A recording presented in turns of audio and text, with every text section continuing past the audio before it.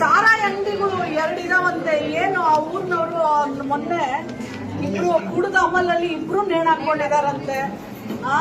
ಆ ಊರೊಳಗೆಲ್ಲ ಮಾರಾಟ ಮಾಡ್ತಾರಂತೆ. ನೀವೆಲ್ಲ ಏನ್ ಮಾಡ್ತಿದ್ದೀರಪ್ಪ ತಮ್ಮ?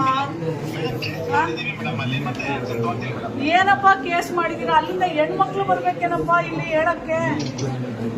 ನೀವೆಲ್ಲ ಏನಕ್ಕಿದ್ದೀರಾ? ನೀವ್ ಇಂಥವ್ನೆಲ್ಲ ಕಡಿವಾಣ ಹಾಕ್ಲಿಕ್ಕೆ, ಆ ಊರಲ್ಲಿರೋ ಹೆಣ್ಮಕ್ಳಿಗೆ ಒಂದು ಧೈರ್ಯ ತುಂಬಲಿಕ್ಕೆ ನೀವೆಲ್ಲ ಎಕ್ಸೈಸ್ ಇನ್ಸ್ಪೆಕ್ಟರ್ಗಳು ಆಗಿದ್ದೀರಾ.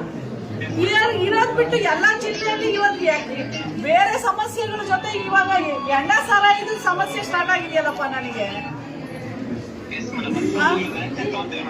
ಏನಪ್ಪ ಅರುಣ್, ನೀವು ನೋಡಿ, ಇದು ಬಹಳ ನೋಡಿ, ನಾನ್ ಬಂದಿರೋದು ಬೇರೆ ಕೆಲ್ಸಕ್ಕೆ. ಎಲ್ಲ ಊರವ್ರುಗಳು ಎಂಡ ಸಾರಾಯಿದ ಅವಳಿಗಳು ಮನೇಲಿ ಗಂಡದಿರ್ ನೇಣು ಹಾಕೋತಾ ಇದಾರೆ, ಮಕ್ಳು ಕುಡಿಯೋದ್ ಕಲ್ತಿದ್ದಾರೆ. ನೀವೆಲ್ಲ ಏನ್ ಮಾಡ್ತಿದ್ದೀರಾ ತಮ್ಮ?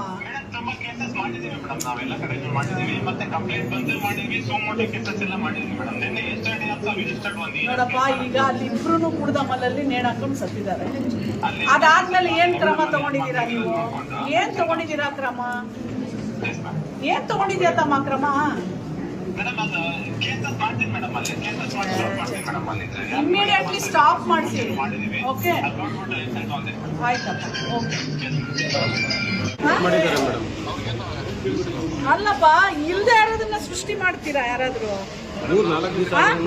ಅಲ್ಲಪ್ಪ, ರೇಪ್ ಆಗಿದೆ, ಹುಡುಗಿ ಬಂದು ನಿಮ್ಗೆ ಕೊಡ್ಬೇಕು.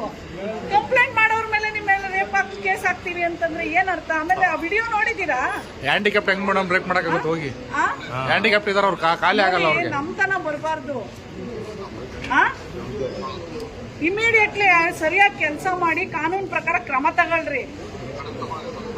ಎದುರಿಸಿ ಮಾಡಿ ಇಲಾಖೆಗೆ ತಪ್ಪೆಸರು ತರಕ್ ಹೋಗ್ಬೇಡಿ.